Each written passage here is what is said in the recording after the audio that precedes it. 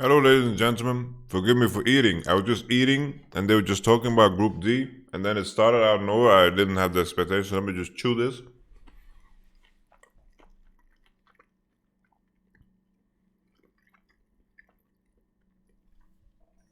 All right, we are ready for action. Holy moly! Look at Tian. Looking all sexy, man. Look at that, man. That's what World's Championship money buys you. Kablow, that's Ning, man. Another one with the World Championship money. Back to back MVPs is what these two people represent, man. They are there to put G2 and Fnatic in the coffin once again. Alright, that's exciting. Alright, let's make it 1080p. Boom. Woo! Top Esports. Alright. The crazy thing is, even these group draws are insane. Top Esports shows up, and whatever other seed one is gonna show up on this side of the bracket. Man, I'm just looking at this bracket system and I'm like, damn, the World Championship system sucks donkey balls. But who cares? That's a whole different topic. Speaking of balls, like this is where Damwon can get drawn. And then we have Top Esports versus Damwon before the finals, and the right side of the bracket is all happy and shit. Suning! Alright, we have Damwon and Top Esports as different sides of the bracket.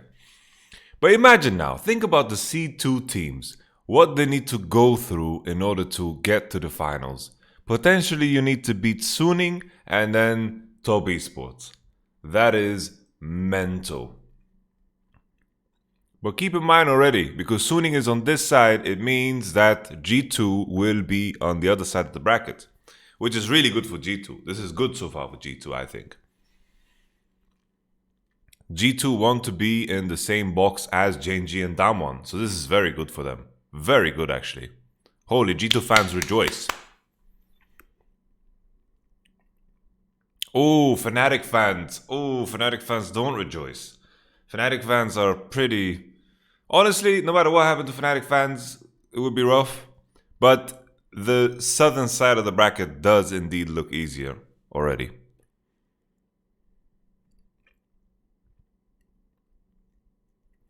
Now the question is, where... Holy shit, the top side of the bracket needs JDG too. Holy shit, the top side of the bracket is stacked. Oh shit. Oh my goodness. So basically how it works is teams that come from the same group can't be on the same side of the bracket. So this might go very quick. We might have a situation where everything is decided super fast. Considering JDG needs to be in the top side of the bracket means that we have LPL teams killing each other from the get-go, and we have Korean teams killing off each other from the get-go. So we will have a Korean rematch and we will have an LPL rematch right off the bat. Holy shit, what if JDG is against Top Esports? Oh, G2 against Genji. Oh, G2, yay! G2 against Genji.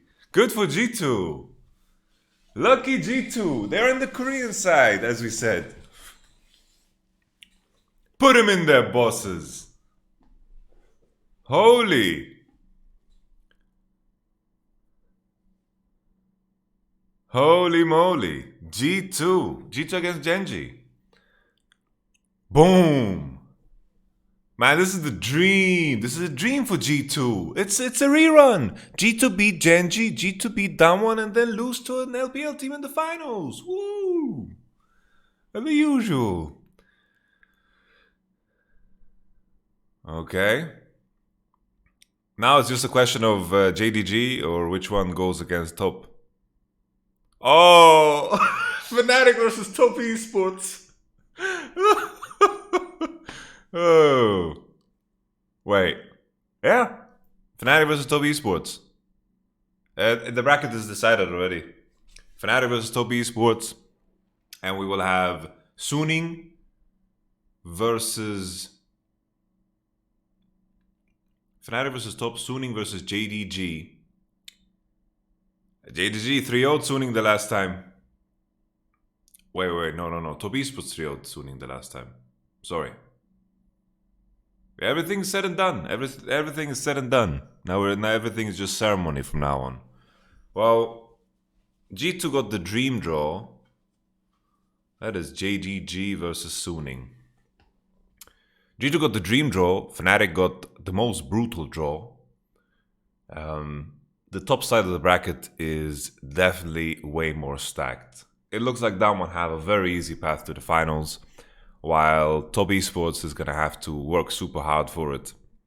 Like, top side of the bracket is super rough. Jesus. And then we have Damwon versus DRX. Damwon 3-0 DRX.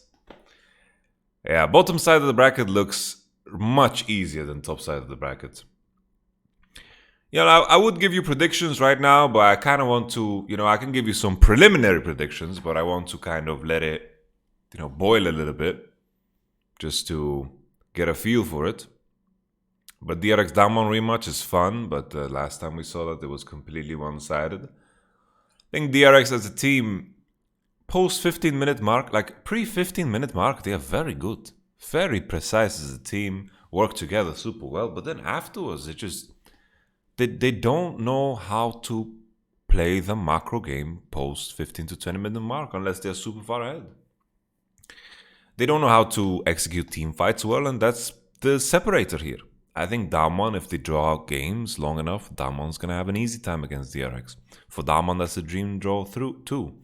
It's a team that they know super well, and I think it's going to be easy. Let's just take a step back and freeze it on the bracket. Boom. Suning versus JDG, I don't think it's going to be as one-sided. Like, I think Suning is really, really underrated. I think here at Worlds, they played some really, really high-level League of Legends. And I think Suning is a dark horse that might kick some other teams out. I think Suning versus JDG is definitely the closest matchup that we have out of all of these. The second closest being G2 versus Genji. I don't think G2 versus Genji is going to be some walk in the park for G2, because the key difference for me with G2 in comparison to last year, everyone's going to say, yeah, in group stage it didn't look good.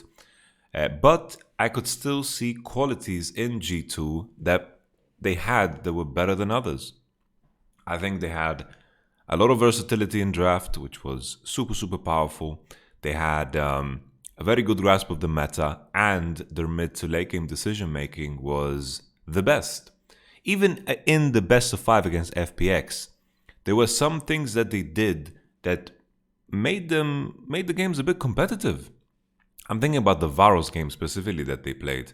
That was a very good game, but in the end, G2 just kind of threw it. G2 coming into this year, I don't see what they have that no one else has at this tournament. That's what makes me less hopeful. I think Mickey is performing super well. I think Wunder is performing good. I think Caps is performing decent.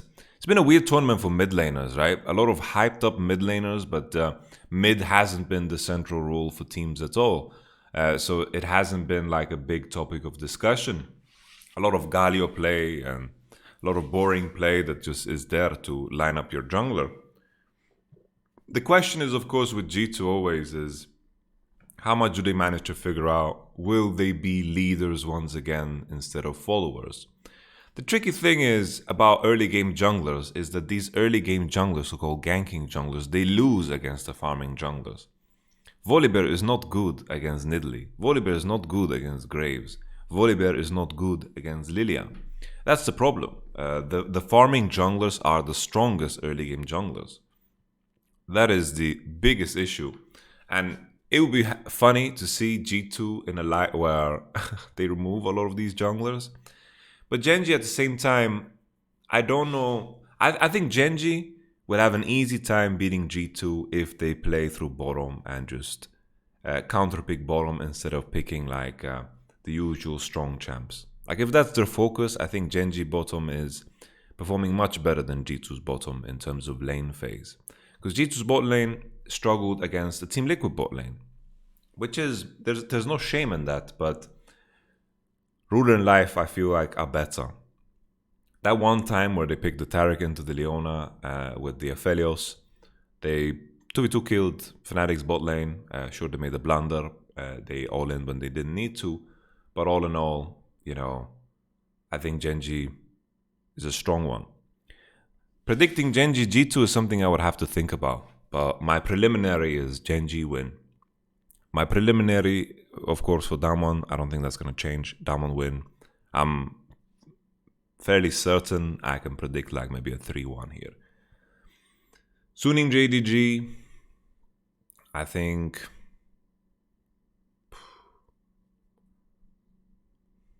that one is tough. Top esports, of course, for Fnatic. Let's just get the easy out of the way. And then Suning JDG.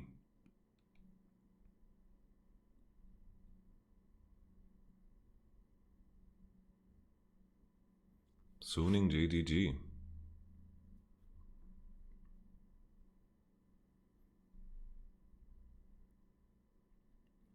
I feel like Kanavi's performance has been a bit underwhelming.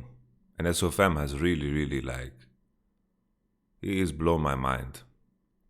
But JDG's bot lane is so strong. I have to preliminary lean towards JDG. Just for now. I'll have to think about it more. But anyhow, this was my reaction to the group draw. We're going to post a lot of content where we review what's going to happen and predict what's going to happen. I'm going to boot up my stream now. We will review and summarize the last 2 days of group stage play. All in all, thank you so much for watching. I'll catch you guys on the next one. If you're looking for more analytical content when it comes to these matchups, it will come with time. Thank you so much.